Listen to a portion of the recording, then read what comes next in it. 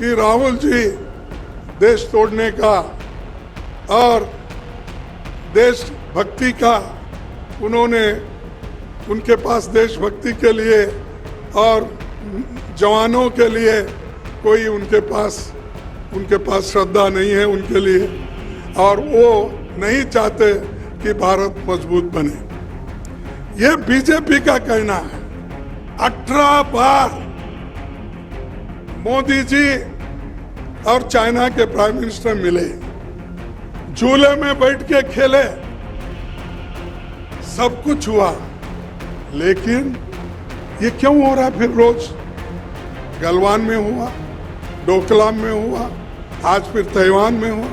मैं कहा हम कुछ नहीं, सदन में जो बॉर्डर इश्यू है, चाइना आज जो आक्रमण कर रहा है उसके बारे में हम चर्चा चाहते हैं, दूसरा कुछ नहीं। लेकिन वो चर्चा के लिए तैयार नहीं है। बाहर तो शेर के जैसा बात करते हैं, लेकिन उनका जो चलना है वो सिर्फ आप देखेंगे तो चूहे के जैसा है। जनता का सपोर्ट मिल रहा है, ये देखकर मुझे इतनी खुशी हो गई है। मेरी पार्टी 2024 में जरूर जीतेगी। अपनी पदयात्रा कन्याकुमारी से कश्मीर तक जा रहे हैं, तो मैं हर स्टेट में जहां कहीं भी पब्लिक मीटिंग्स होती है, उस हर स्टेट में मैं जाकर अपनी बात रखने की कोशिश किया हूं। और राहुल जी को जो आज लोक स्पंदन मिल रहा है, जो जनता का सपोर्ट मिल रहा है, ये देखकर मुझे इतनी खुशी हो गई है। मेरी पार्टी 2024 में जरूर जीतेगी, ये मेरा इससे महसूस होता है। और लोग जब हमसे जुड़ते हैं तो इससे भी मालूम होता है कि हमारे साथ लोग जुड़ रहे हैं, और इसके कारणकर्ता राहुल जी है। खासकर युवा, महिलाएं, विद्यार्थी, छोटे मोटे बिजनेस करने वाले लोग, किसान, मजदूर, सब लोग जुड़ रहे हैं। क्या कारण है? क्योंकि आज की जो सरकार है, बीजेपी सरकार, ये धर्म में झगड़ा लड़ा है, बांट रही है, और धर्म के नाम पे, भाषा के नाम पे, हर नमूने से ये लोगों को डिवाइड करने की कोशिश कर रही है। तो इसीलिए ये भारत जोड़ो यात्रा बड़ा महत्वपूर्ण है। तो इसीलिए मैं ये कहूंगा कि जो राहुल जी की ये यात्रा कैसी जोड़ रही है, तो एक मखदूम मोहिउद्दीन जो कम्युनिस्ट के बहुत बड़े शायर थे हैदराबाद के, उन्होंने एक बात कही थी, हयात लेके चलो, कायनात लेके चलो, चलो तो सारे जमाने के साथ लेके चलो। तो सारे जमाना को लेके चलने वाले राहुल गांधी जी हैं, सारे लोगों को लेके चलने वाले राहुल गांधी जी हैं। इसीलिए मैं इसमें हिस्सा लेना, आपसे आपको मिलना, आपका दर्शन लेना, इसलिए मैं यहाँ पर आया हूँ।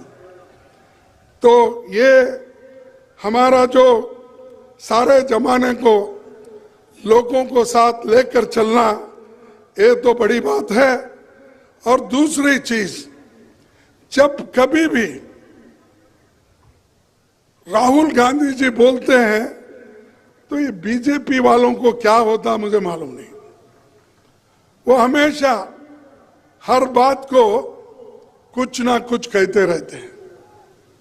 राहुल जी चाइना के बारे में, इंडिया और चाइना के बॉर्डर पे क्या स्थिति है, इसके बारे में उन्होंने अपने प्रेस कॉन्फ्रेंस में कहा। तब उन्होंने ऐसा उठाया सवाल, बीजेपी के नेता लोग, बीजेपी के अध्यक्ष, बीजेपी के होम मिनिस्टर, सभी लोग, कि उन्होंने ये शुरू किया कि राहुल जी देश तोड़ने का और देशभक्ति का, उन्होंने उनके पास देशभक्ति के लिए और जवानों के लिए कोई उनके पास श्रद्धा नहीं है उनके लिए, और वो नहीं चाहते कि भारत मजबूत बने। ये बीजेपी का कहना है।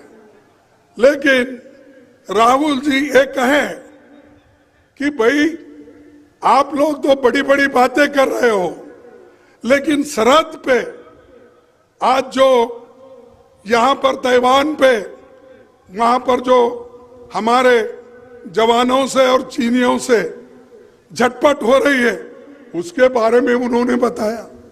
इससे पहले भी गलवान में क्या हुआ उन्होंने पहले भी बताया था, डोकलाम में क्या हुआ था उन्होंने बताया था।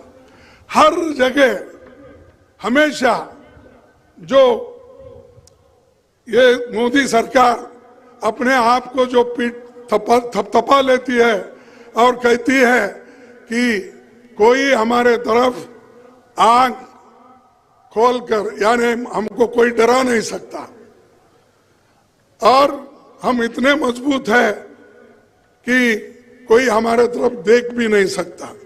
अरे भाई, आपके तरफ कोई हाथ उठाता नहीं है। आपके रोज समस्याएं बॉर्डर पे बढ़ रहे हैं और आप तो पहले यही बोले, अगर कोई आंख उठा के देखा तो हम उसको शिक्षा दिलाएंगे। और मैं पूछता हूं, जो सरहद पे इससे पहले हमारे 20 लोग गलवान के इसमें जिनका जो शहादत दिए, उसके बाद 18 बार मोदी जी और चाइना के प्राइम मिनिस्टर मिले, झूले में बैठ के खेले, सब कुछ हुआ। लेकिन ये क्यों हो रहा फिर रोज? गलवान में हुआ, डोकलाम में हुआ, आज फिर ताइवान में हो रहा। ये सारी चीजें चल रही, फिर भी अगर कोई पूछते हैं चर्चा करो तो चर्चा करने के लिए तैयार नहीं। मैं आज फिर सदन में ये उठाया था 11 बजे इधर आने से पहले। मैं कहा हम कुछ नहीं, सदन में जो बॉर्डर इश्यू है, चाइना आज जो आक्रमण कर रहा है, उसके बारे में हम चर्चा चाहते हैं, दूसरा कुछ नहीं। लेकिन वो चर्चा के लिए तैयार नहीं है। बाहर तो शेर के जैसा बात करते हैं, लेकिन उनका जो चलना है वो सिर्फ आप देखेंगे तो चूहे के जैसा है। हम कह रहे हैं उनको, भाई हम सदन में बात करना चाहते हैं, लोकसभा में, राज्यसभा में हम नोटिस देते हैं, नोटिस देने के बावजूद भी वो चर्चा के लिए तैयार नहीं।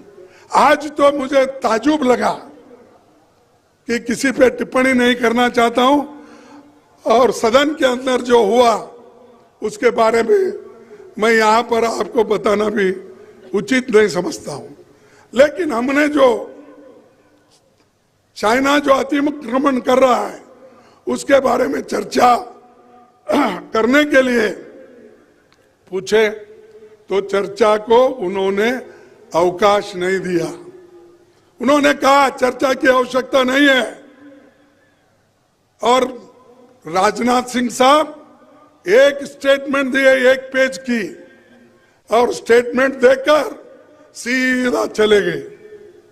अरे हम बोले भाई चर्चा करो, हमको बताओ, देश के जनता को भी बताओ पार्लियामेंट में क्या हो रहा है, सरकार क्या कह रही है, सरकार क्या कर रही है, अपनी वहां के जवानों को बारे में उनकी स्थिति क्या है बताइए, ये हम पूछ रहे हैं, दूसरा कुछ नहीं।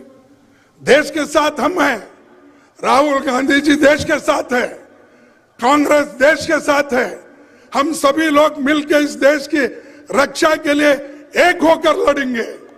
लेकिन आप छुपाते क्यों हो? आप क्यों छुपा रहे हो? तो यही पूछ रहे थे, लेकिन वो लोग उत्तर देने के लिए तैयार नहीं, चर्चा के लिए नहीं, चर्चा से भाग रहे हैं। हम तो जानकारी पूछ रहे हैं, जानकारी दो हमारे लिए। तो इसलिए दोस्तों, मैं आपसे यही कहूंगा कि ये सरकार तो बात तो जोरों से करती है, शोर लगा के करती है, लेकिन डेमोक्रेसी को खत्म कर रही। रोज जो ऑटोनमस बॉडीज है, उनके जो अधिकार है उसको खत्म कर रही है। ईडी, सीबीआई, सीवीसी, जितने भी एजेंसीज हैं, उन एजेंसी का उपयोग करके उन्होंने सबको डराने की कोशिश कर रहे हैं और कांग्रेस को भी डराने की कोशिश कर रहे हैं। लेकिन कांग्रेस वाले कभी नहीं डरेंगे। देश को हमने आजादी लाई है, देश को आजादी दिलाई है और देश के एकता के लिए श्रीमती इंदिरा गांधी जी अपनी जान कुर्बान दी करी है। राजीव गांधी जी अपने जान दिए हैं इस देश के एकता के लिए। तो ये सब हमने किया, हमने अपनी जान दी, हमारे पार्टी के नेताओं ने जान दिया। तुम क्या किए? आपके घर में कोई देश के लिए कुत्ता तो मरा है? क्या कोई तो कुर्बानी दी है? नहीं। लेकिन फिर भी वो देशभक्त, और हम कुछ भी बोलेंगे तो देशद्रोही।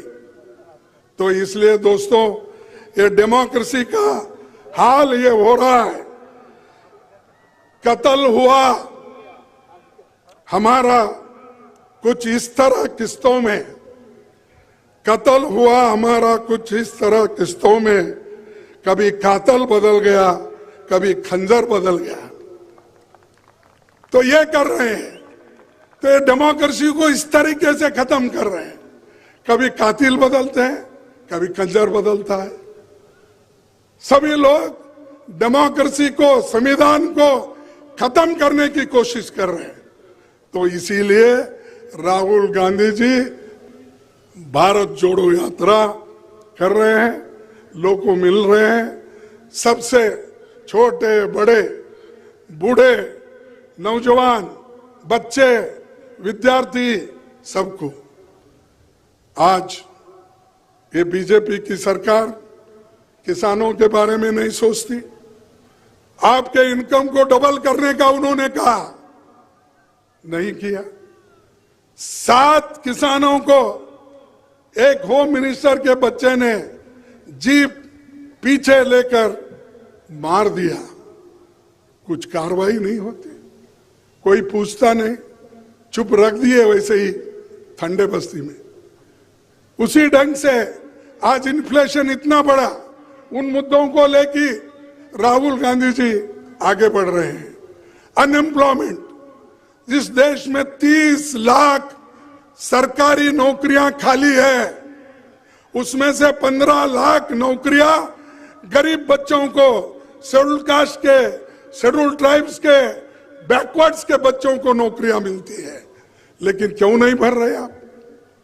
इसलिए कि अगर 15 लाख नौजवान लोग सरकारी नौकरी में भर्ती हो गए तो उनको सशक्त, वो आर्थिक दृष्टि से सशक्त बनेंगे, मजबूत बनेंगे और वो आगे आएंगे पढ़ लिख कर। लेकिन मोदी जी और बीजेपी सरकार नहीं चाहती। 71,000 नौकरियों की एक चिट्ठी देके एक इवेंट मैनेजमेंट करते हैं, लेकिन 30 लाख नौकरियां पब्लिक सेक्टर में से लेकर गवर्नमेंट सेक्टर तक खाली है, क्यों नहीं कर रहे? तो यही है कि गरीब को गरीब रखना चाहते हैं, अमीर को और अमीर बना रहे हैं और चंद दोस्तों को अमीर बनाकर इस देश में फिर से आजादी से पहले जो स्थिति थी वो स्थिति लाने की कोशिश वो कर रहे हैं। इसीलिए दोस्तों, मैं ज्यादा आपका वक्त न लेते हुए इतना ही कहूंगा कि राजस्थान में कांग्रेस मजबूत है, एक होकर काम करना भी है। मैं कांग्रेस पार्टी के अध्यक्ष के नाते कहूंगा, जब तक हम एक होके काम करते रहेंगे तब कोई पार्टी आपको हिला नहीं सकती। अगर आप कमजोर पड़े तो ही दूसरा उसका फायदा उठाएगा। अगर आप मजबूत रहेंगे कोई आपके नजदीक भी नहीं आए। तो इसलिए आप पार्टी को मजबूत रखिए और हम आपसे ज्यादा अपेक्षा करते हैं। तो यही बात मैं आपके सामने रख के मेरे 4 शब्दों को समाप्त करता हूं। जय हिंद, जय राजस्थान।